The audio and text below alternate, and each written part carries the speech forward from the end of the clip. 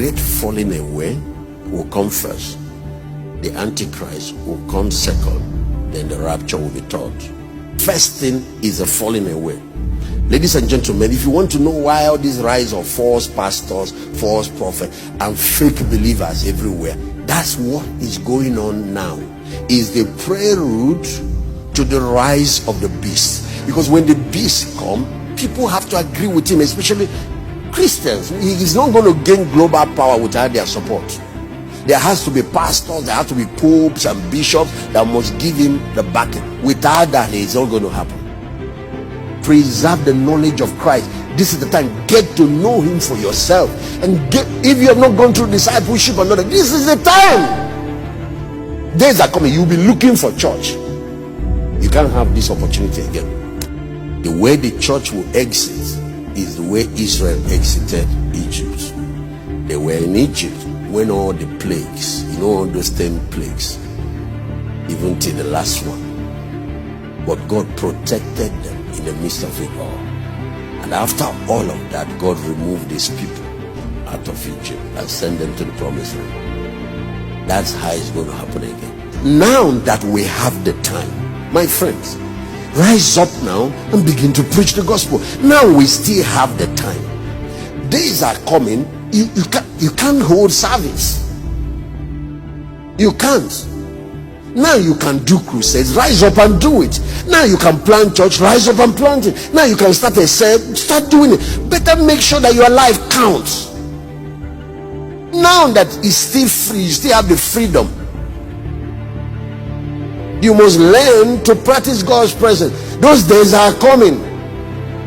We've been taking pastors for granted, church service for granted. Hey. You're going to have to be your own pastor. You're going to have to pastor your children. Let me talk to us today. Every one of you should go and study the Chinese church. What happened during the communist era? Christianity. There were about 800,000 Christians when the communist revolution. Chairman Mao led the communist revolution.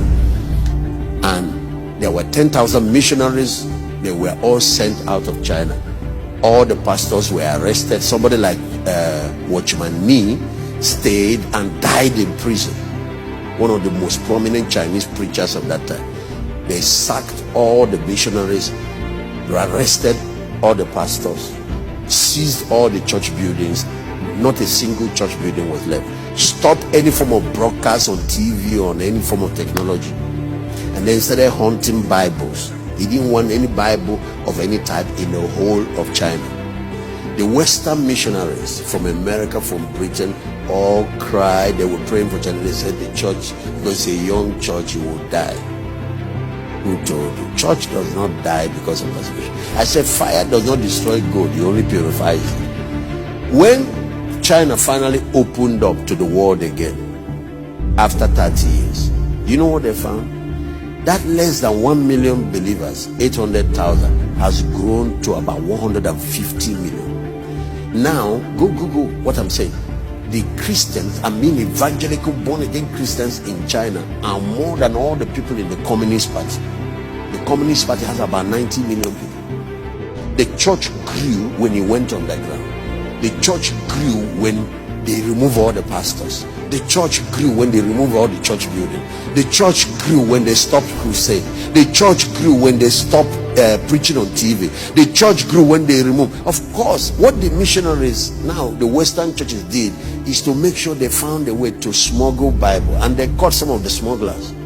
Now, watch. When communism fell, they found out that the church that was not up to 1,800,000 and something has grown to over 150 million. What happened? It was when believers discovered that we are all ministers, we are all priests. Every family becomes church, and that's when the thing grew. So if you're talking about great tribulation, the Chinese people have experienced it, the early church has experienced it, Christians are experiencing it in the Middle East. One of the fastest growing church now is happening in Iran. One of the strategies for the end time church going forward is to return back to discipleship and to return back to small groups. And all of you that are listening to me, start your own cell. That is the way forward. These large congregations and worship services, this thing has shaken it up now.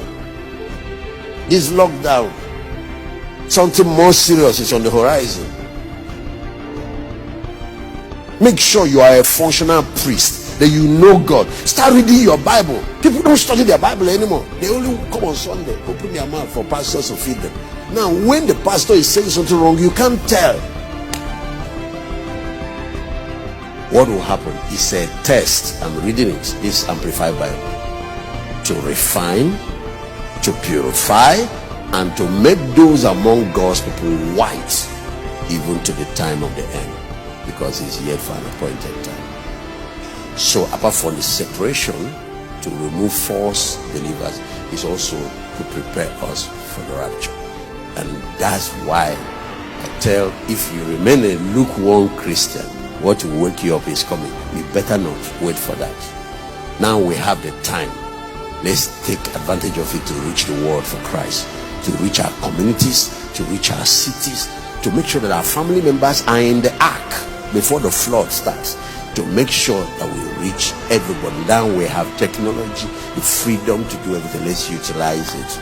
Now we have the chance. Let's live for God and live for Christ and be completely sold out to Him.